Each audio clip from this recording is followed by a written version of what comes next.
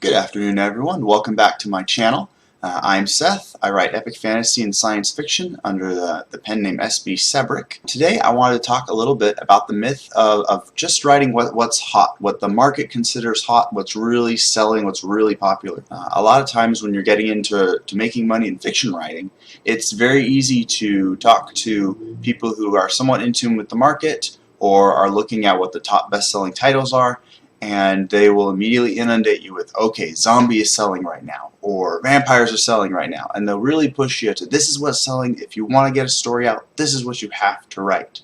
That's a trap that is very easy to fall into if you haven't quite found your own voice yet and you're still trying to figure out what stories you want to express, or you're trying to figure out how to make money at fiction writing, and you're trying to figure out what will sell. The first thing that really needs to be understood is that the market, what sells, what readers are buying, what readers like, that is constantly in a state of flux. It's constantly changing, and it can't be anticipated. Publishers try very hard to anticipate what's going to be the next big break, what's going to be the next big sale, where are they going to get the profits for the next quarter. At the bottom line, you can't really anticipate what's going to make money. Harry Potter, for example, I'm sure we're all familiar with exactly how big of a following it developed, exactly how much money J.K. Rowling had by the end of the franchise. I'm pretty sure she ended up with more money than the Queen of England.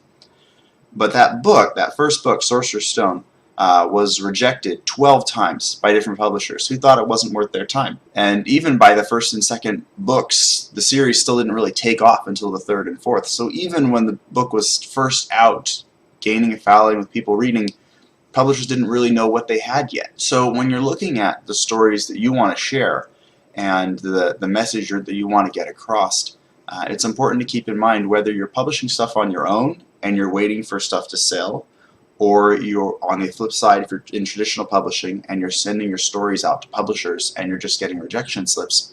You have to remember that the market's constantly changing, and what doesn't work this year might actually work next year. And it's really, you just can't close the door on one topic or assume that another topic is the only way to make money. So make sure when you're figuring out what you want to write next, what stories you want to put out there, try to be true to yourself first and then look at the market second.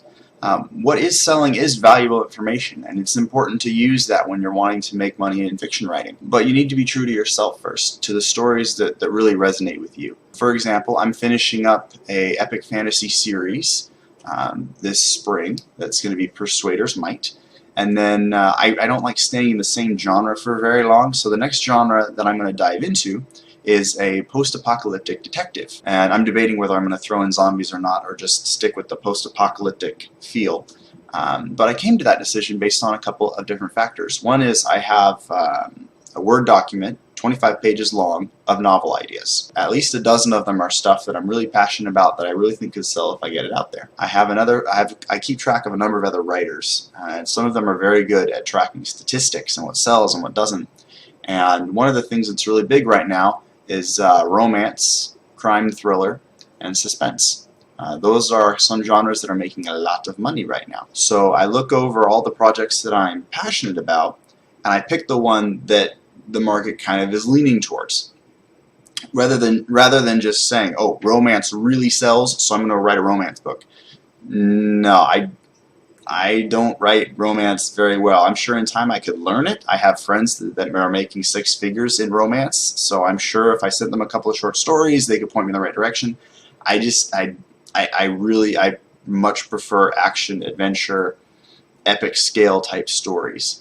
So I'm ignoring the fact that romance is one of the top sellers right now, and I'm aiming more towards mystery, because as far as my movie likes have gone, I've enjoyed watching shows like Castle, Sherlock Holmes, Elementary. All of those are big influences that are kind of bottling up in my subconscious that I want to get out in this series. So when you're looking at what story to pursue first, what novel to write, which of the stories to put out there to sell, look at what resonates with you first, the stories you're most passionate with. And then as you get more adept at creating stories, then you can look at the market and see what you'll have the best chance pushing at. But always put yourself first, with making sure that the art that you produce is the stories you're most passionate about.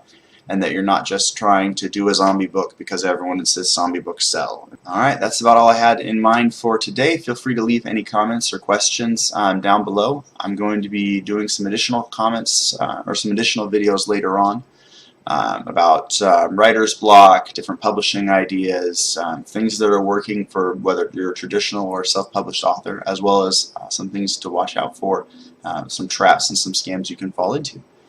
So make sure to subscribe below if you want to keep track of more of these videos as they come up. And I hope you're all having a wonderful day. I'll talk to you later. Take care. Bye.